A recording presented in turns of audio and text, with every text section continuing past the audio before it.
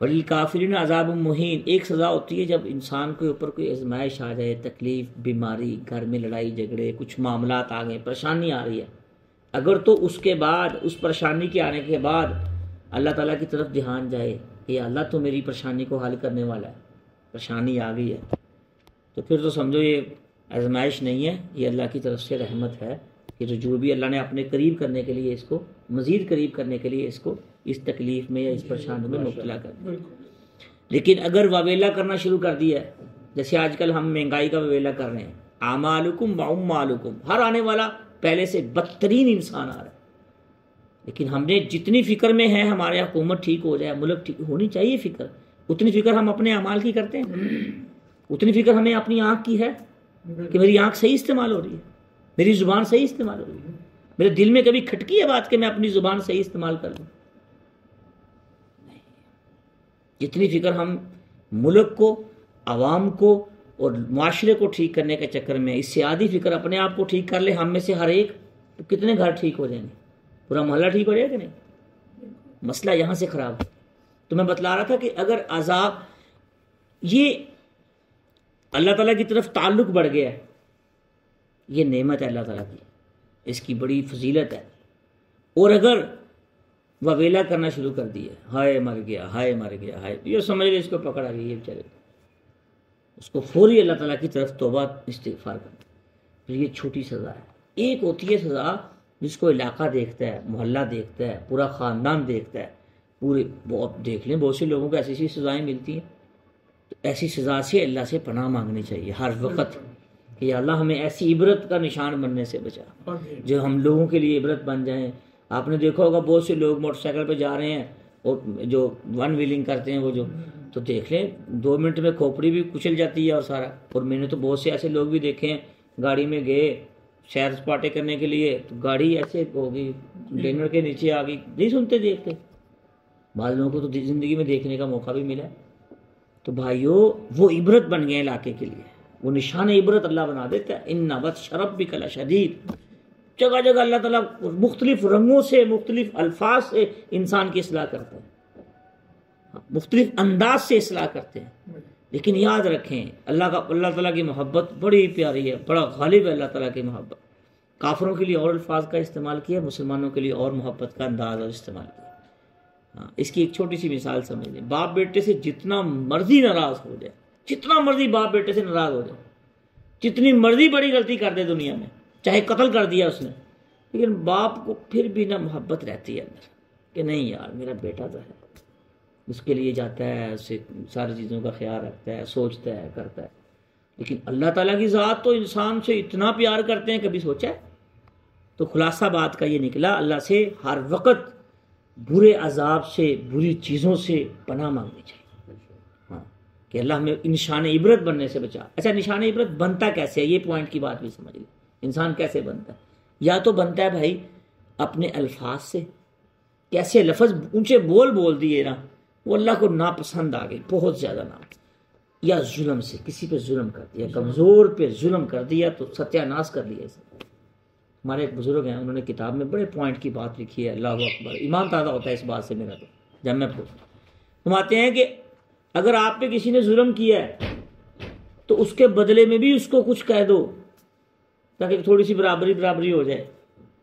فرماتے ہیں کہ میں جو میرے اوپر ظلم ڈھانے والے ہیں نا، میں ان سے بدلہ 2 طرح سے لیتا ہوں۔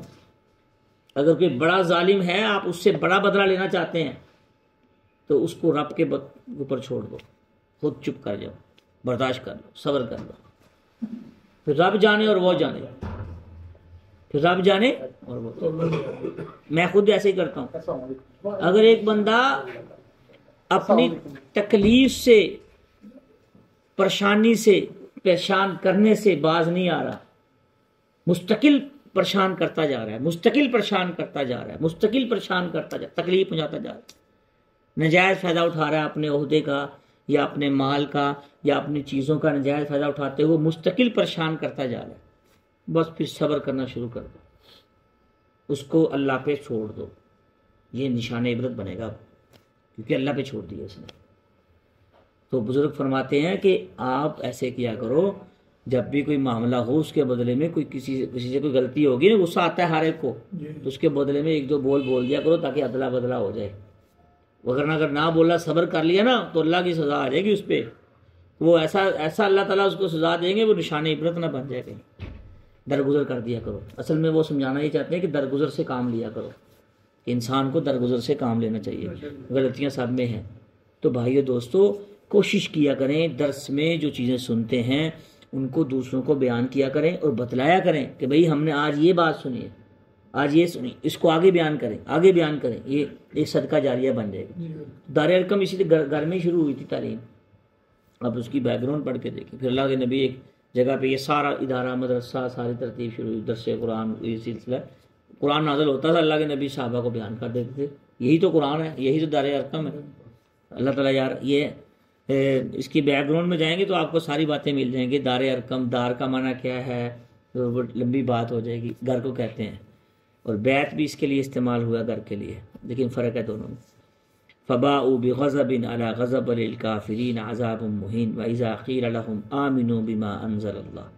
اس وقت انہیں کہا جاتا ہے کہ ایمان لے کے آؤ جو چیزیں اللہ تعالیٰ نے نازل کی ہیں، تو یہ فوری بولتے ہیں ہم تو ایمان لے کے آئے ہیں جو چیزیں ہمارے اوپر نازل کی ہوئی ہیں پہلے۔ دیکھیں انہوں نے اس پہ بھی ایمان نہیں لایا، تورات کا کیا حال کیا یہودیوں نے، کتنا بدلا ہے اس نے، اس کا بھی ایمان لے کے تو آئے نہیں ہے۔ عیسیٰ علیہ السلام کا بھی انکار کر دیا، رسول اللہ صلی اللہ علیہ وسلم بھی اس میں یہودیوں میں، رسول اللہ صلی اللہ علیہ وسلم بھی بعد میں آئے یہودیوں کے، تورات کے، اور انجیل بھی بعد میں نازل ہوئی، عیسیٰ علیہ السلام بھی بعد میں آئے، دو نبیوں کا انکار کر دیا، کتاب اللہ کا انکار کر دیا، اور دیکھیں ساری چیزوں کا انکار، انہوں نے تو کسی چیز کو مانا ہی نہیں۔ قالوا نؤمن بما انزل اللہ بما انزل علینا، ہم تو کہتے ہیں جو ہم سے اس سے پہلے چیزیں نازل ہوئی ہم تو، پھر اللہ تعالیٰ خود ہی اس کا جواب دے رہے ہیں کہ اگر تم یہ کہتے ہو کہ ہم ایمان لانے والے ہیں تو پھر نبیوں کو قتل کیوں کرتے تھے؟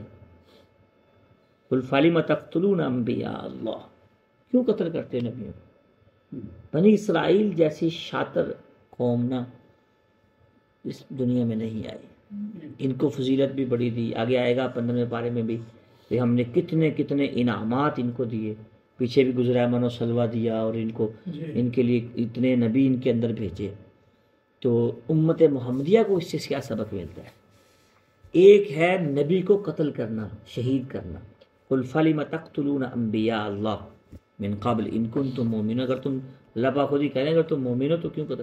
ایک ہوتا ہے امت محمدیہ کو کیا سبق ملتا ہے، اب تو نبی نہیں ہے اب کیا کریں، اس کا مطلب کیا ہے اس آیت کا؟ امت محمدیہ کو اس سے سبق کیا ملتا ہے؟ بھائیو امت محمدیہ کو اس سے سبق یہ ملتا ہے کہ جو بھی داعی ہو، دعوت دینے والا، چاہے وہ کسی مدرسے میں بیٹھ کے پڑھا رہا ہے، چاہے وہ کسی مسجد میں بیٹھ کے پڑھا رہا ہے، چاہے وہ کہیں بھی دین کی بات کر رہا ہے، یہ جو کہتے ہیں نا الفاظ کستے ہیں، مولوی بخشے گے، سارے بخشے گے، مفسرین پہ، محدثین پہ، فقہا پہ۔ 2 درس پہلے ڈاکٹر صاحب نے ایک بڑی زبردست بات کی، میرے دل پہ لگی، یقین کریں میں اس کو کئی جگہ بیان کر چکا ہوں اب تک، اللہ تعالیٰ ان کی عمر میں برکتیں عطا فرمائے۔ ڈاکٹر صاحب کہنے لگے جی کہ ایک صاحب نے کہا ان سے فائدہ کیا ہو رہا ہے، اتنے مدرسے ہیں، اتنی مسجدیں ہیں، اتنے یہ ساری چیزیں اتنی زیادہ بن گئی، فائدہ کیا ہو رہا ہے؟ بڑی کمال کی بات فرمائی کہ بھائی فائدہ، یہ تو آڑ بنے ہوئے ہیں، یہ ایک دیوار، سیسا پلائی ہوئی دیوار بنے ہوئے ہیں، ورنہ اگر یہ پیچھے ہٹ جائیں تو طوفان آ جائے، فحاشی کا، بدماشی کا، اوریانی کا، چوری اور ڈاکوں کا اور باقی چیزوں کا طوفان آ جائے، یہ ملک یورپ بن جائے، نہ ماں کی پہچان، نہ باپ کی پہچان، نہ بہن کی پہچان، نہ بیٹی کی پہچان، ہر ایک کو شہوت کی نظر سے دیکھتے ہیں، اور کسی کے باپ کا پتہ نہیں۔ ابھی دیکھ لیں آپ برطانیہ کی جو وہ ملکہ ہے تو آپ دیکھ لیں، اور بھی ہسٹری تھوڑی سی نظر میں رکھا کریں کہ ان کا کیس کیا چل رہا ہے، کہ کتنے عدالت میں کیا کیس چل رہا ہے، کہ کتنے بندے ہیں جو ان کے ساتھ ملے ہیں، وہ جو پیٹ میں بچہ ہے وہ کس کا ہے، کس مرد کا بچہ ہے وہ۔ ہاں آپ دیکھ لیں یورپ کا حال کیا ہوا ہوگا۔ یہ علماء اس وقت انبیاء کے بعد علماء یہ کام کر رہے ہیں، مفسرین یہ کام کر رہے ہیں، محدثین فقہا یہ کام کر رہے ہیں۔ ایک نورانی قاعدہ پڑھانے والا اگر اخلاص کے ساتھ اللہ اور اللہ کے رسول کا نام لے رہا ہے تو بھائیو سمجھ لو وہ دین کا داعی ہے اور انبیاء کا وارث ہے۔ جہاں کہیں بھی ہو رہی ہے دین کی بات، جو بھی بات ہو رہی ہے دین کی، جو بھی اتحاد اور اتفاق کی باتیں ہو رہی ہیں، جو بھی قرآن و سنت جہاں بھی بیان کیا جا رہا ہے، کسی بھی صورت میں کسی بھی طریقے سے بیان کیا جا رہا ہے، اس لیے اپنے الفاظ کو ناپ تول کے بیان کیا کریں، کوشش کیا کریں اگر آپ کسی کو نفع نہیں پہنچا سکتے تو زبان سے تکلیف تو نہ پہنچائیں. بہت سے لوگ ایسے ہیں جو ہاتھ سے تکلیف نہیں پہنچاتے لیکن زبان سے ہاتھ سے زیادہ بڑی تکلیف پہنچا دیتے. ہاں اس کی آہ بڑی ہوتی ہے. تو اس وقت انبیاء تو آئیں گے نہیں، علماء، صلحاء، محدثین، فقہاء اور دین کے ساتھ جتنے شعبے ہیں دین کے، کوئی خاص یہ ایک شعبہ نہیں، صرف مسجد اور مدرسے کی بات نہیں میں کر رہا، میں جہاں کہیں بھی اللہ اور اللہ کے رسول کی بات ہو رہی ہے، دین کی بات ہو رہی ہے، تو بھائیو کن عالمن او متعلمن او معاونن او محبن لا تکن خامسا کما قال علیہ السلام. خود عالم بن جاؤ، عالم نہیں بن سکتے تو متعلم طالب علم بن جاؤ، جیسے آپ قرآن کے طالب علم ہیں. طالب علم بھی نہیں بن سکتے، او محبن، ان سے محبت تو رکھ سکتے ہو کہ نہیں؟ جو قرآن پڑھتے پڑھاتے ہیں، کمیاں کس میں نہیں، سب میں ہیں. ہم کوئی نبی نہیں ہے، کوئی ولی نہیں ہے، عام انسان ہے، عام انسان ہے، سب میں ہزاروں کمیاں، لیکن اگر کمیوں کو دیکھتے رہے کس شعبے میں کمیاں نہیں. تو یہ دین کا کام جو کر رہے ہیں یہ بہت بڑا کام ہے اس دور کا، اور اس سے بڑا کام کوئی نہیں ہے. یقین کریں آپ، قرآن پڑھنے پڑھانے والوں کا سلسلہ شروع سے چلتا آ رہا ہے اور قیامت تک رہے گا. محبت کرنے والوں کی لڑی بھی رہے گی اور ان سے بغض رکھنے والوں کی لڑی بھی رہے گی. معاونین اور محبین کی لڑی بھی رہے گی اور بغض رکھنے والوں کی، تکلیفیں پہنچانے والوں کی یہ بھی لڑی رہے گی. تو ان کا خیال رکھیں. او معاونن، یا کسی بھی طریقے سے ان کے ساتھ تعاون کریں. تعاون صرف مال کا نہیں ہوتا، الفاظ کا تعاون بھی ہوتا ہے، دفاع کرنا ایک چیز کا. اور قرآن پاک اوراق لے کے، قرآن لے کے کہیں رکھ دینا، کہ دینی ادارہ بنا دینا، کوئی مسجد بنا دینا، لوگ نماز پڑھ، یہ بھی تعاون. میری بھائیوں کوشش کیا کریں کسی ایک کیٹیگری میں آ جائیں. خود عالم بن جائے یا متعلم بن جائے، طالب علم بن جائے یا معاون بن جائے یا محب بن جائے، ان سے محبت کرنے والے بن جائیں. جہاں جہاں قال قال رسول اللہ صلی اللہ علیہ وسلم ہو رہا ہے تو. اور اس کے ساتھ ساتھ یاد رکھیں لا تکن خامسہ، پانچویں نہ بنے. وہ کون ہے؟ ان سے بغض اور لڑائی جھگڑے کرنے والے.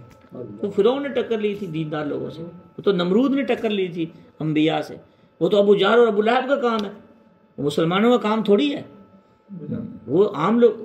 بھائیو اگر کسی میں کوئی غلطی ہے تو اس کی غلطی یہ نہیں کہتی کہ وہ قرآن کو نہیں مان رہا یا قرآن کی تعلیم نہیں کر رہا. نہیں، ہر انسان میں اگر ایک بندہ داڑھی کٹواتا ہے تو اس کی داڑھی اس کو یہ تو نہیں کہہ رہی کہ اس کی نمازیں قبول نہیں ہیں یا اس کا جو دین کا کام جتنا کر رہا ہے ساتھ وہ قبول نہیں ہے.